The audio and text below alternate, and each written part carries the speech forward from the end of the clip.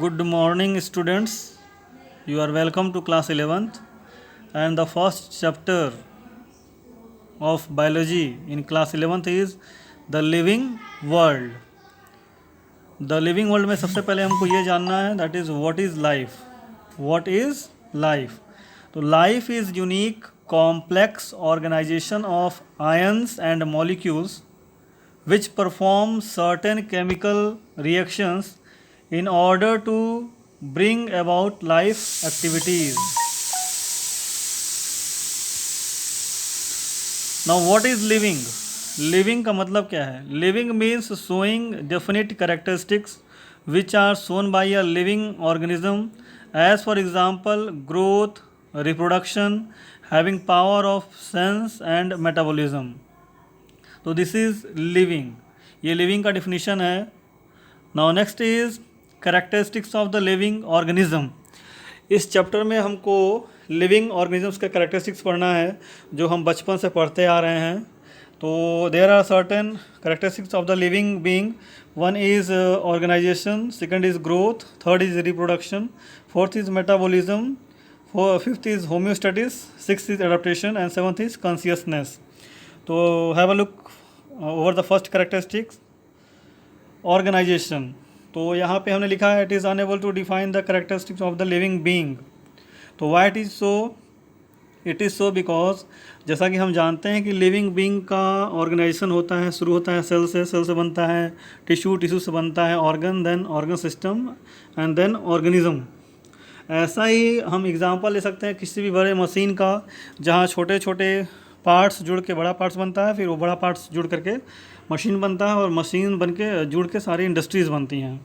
तो that is not living thing. Industry is not a living thing. तो उसी तरह से हम कह सकते हैं कि जो ऑर्गेनाइजेशन है that is a not proper characteristics which define a living being.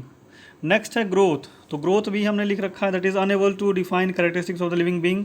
Why it is so? Because जो लिविंग है वो तो ग्रोथ करते ही करते हैं, बट जो नॉन लिविंग है वो भी ग्रोथ शो करते हैं. एज फॉर एग्जांपल जो क्लाउड्स हैं they also show growth in their size. जो माउंटेन्स हैं they also show growth in their height. That's why we say that growth is not a suitable character to define a living being.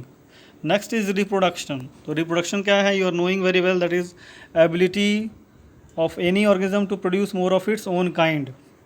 ये तो उसका definition है. लेकिन why it is not proper characteristics of the living being? Because certain sterile animals हैं जैसे कि mule है या हेनी है, they are unable to reproduce but they are living being. उसी तरह से अगर हम अपने एक सोसाइटी में देखें तो there are certain sterile couples जिनके अपने बच्चे नहीं होते हैं but they are still living one. तो ये भी एक प्रॉपर कैरेक्टर नहीं होगा जो कि ये शो करेगा कि लिविंग बीइंग कौन है और कौन नहीं है. Now next one, metabolism. Now from here we can say कि अब जो हम पढ़ेंगे वो श्योर शॉर्ट कैरेक्टर है जो कि प्रूफ करेगा कि लिविंग बीइंग है या नहीं है. तो मेटाबॉलिज्म श्योर शॉर्ट प्रूफ करता है कि जो सामने वाला है वो लिविंग है या नहीं है. तो व्हाट इज़ मेटाबॉलिज्म? तो metabolism is set of chemical reactions that goes on inside the body of a living being to keep itself alive.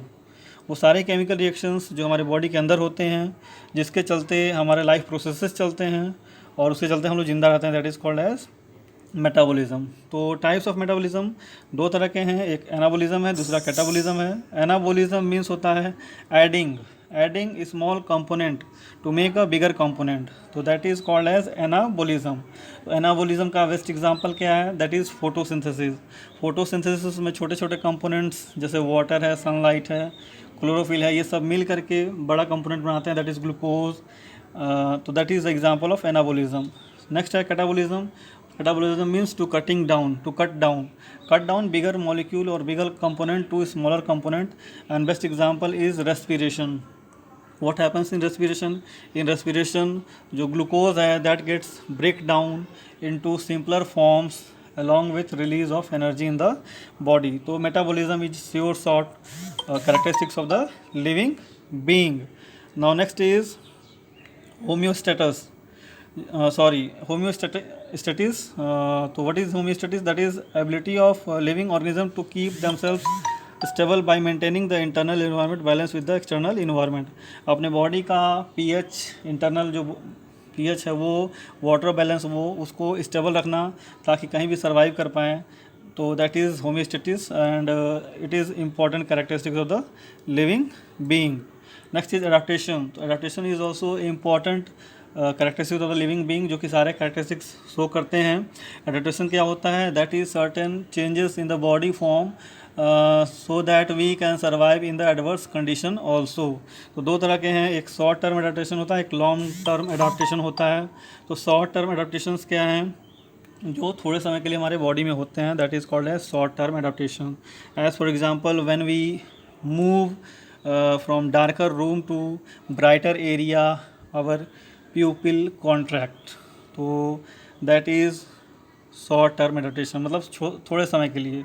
Next is long term adaptation, जो कि हमेशा के लिए बॉडी में होता है, that is called as long term adaptation. As for example presence of fur over the body of snow bear. Next is consciousness. So what is consciousness? Consciousness is giving response to the external stimuli. बाहर के stimulus को response देना, that is also one of the important characteristics of the living being, and this is also shows that the person who is standing, he or she is living one. So this is all about in this slide. Thanks a lot.